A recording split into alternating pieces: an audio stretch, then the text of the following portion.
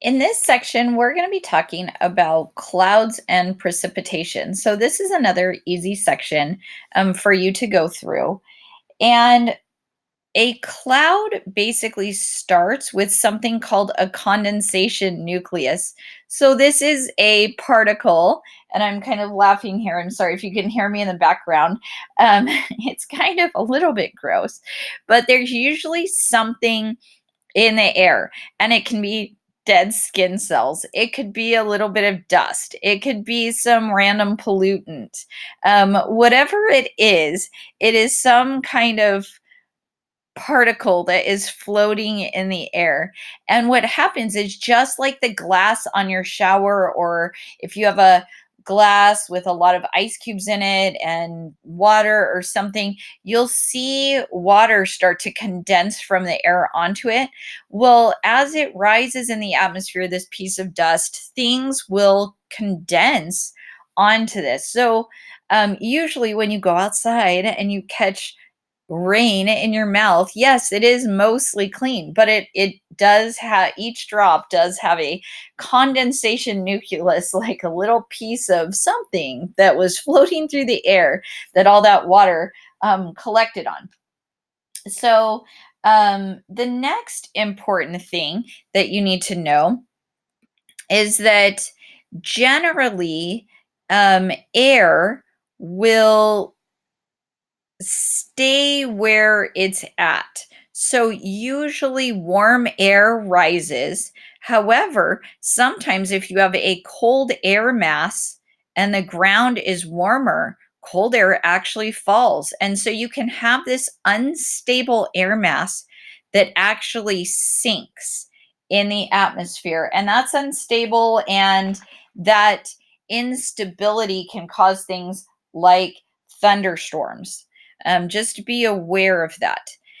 There's also this really cool phenomenon, I guess you could say, that air masses sometimes they hit something like a mountain. I wish they would have had a mountain in this picture and not, I mean, not just a cliff, but as air that has a certain amount of liquid in it, it's got some condensate or some humidity, some liquid is in it. As it rises up, it will actually start to condense. So sometimes when there's a really large mountain, you will see like clouds towards the top of it start to form. And a lot of times, as that lifting happens and the clouds form, it will actually rain on one side of the mountain. Which makes the air on the other side of the mountain extremely dry, because there's no liquid left. It all came out. So on one side of the mountain, you can have tons of rain and liquid and plants. And on the other side of the mountain, you can literally have dryness and a desert, depending on which way the air is blowing. So this is an interesting phenomenon that really forms a lot of our deserts. So this is called orographic lifting. I want to see if there's anything else that I need to say about that. I think that's it. We are going to go over types of clouds, and I'm going to zoom out for this. Um, Sorry about that. For some reason, I'm not zooming out very well. So there's different types of clouds. Here in are what's considered kind of lower clouds, and then in this area would be medium clouds, and up here are kind of the higher clouds. So in the lower clouds, two important ones are the stratus and the cumulus. And these are kind of cute little puffy clouds, and these are kind of low but flatter clouds.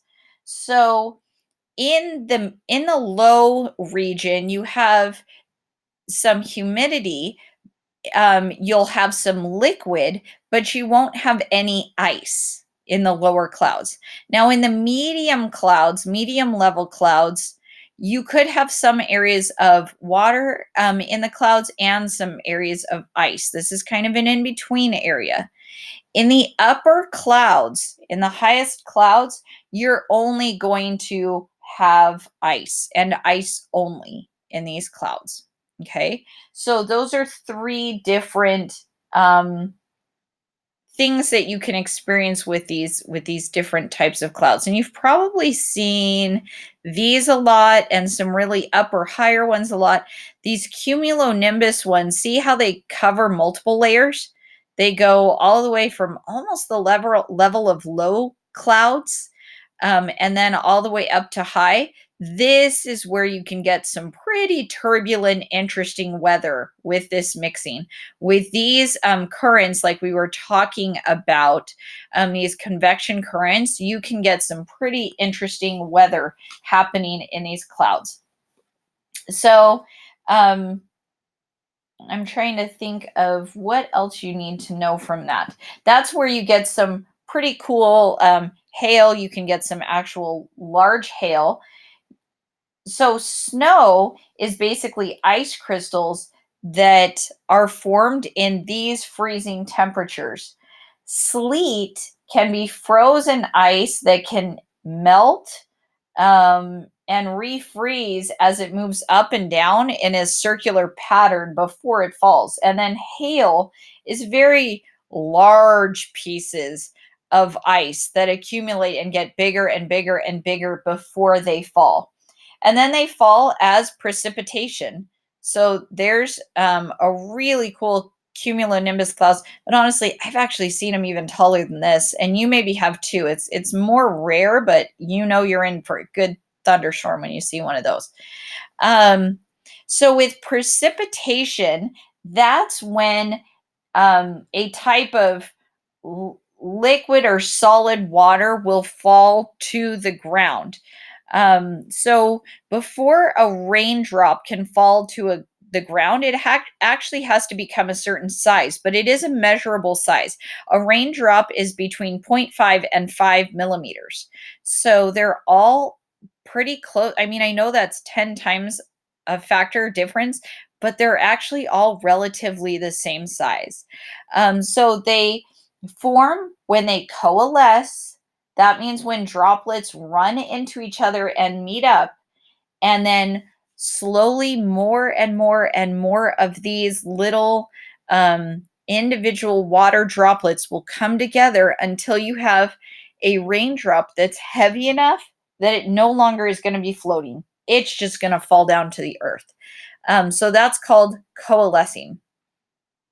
That's it for this section, and I hope we get some awesome weather soon.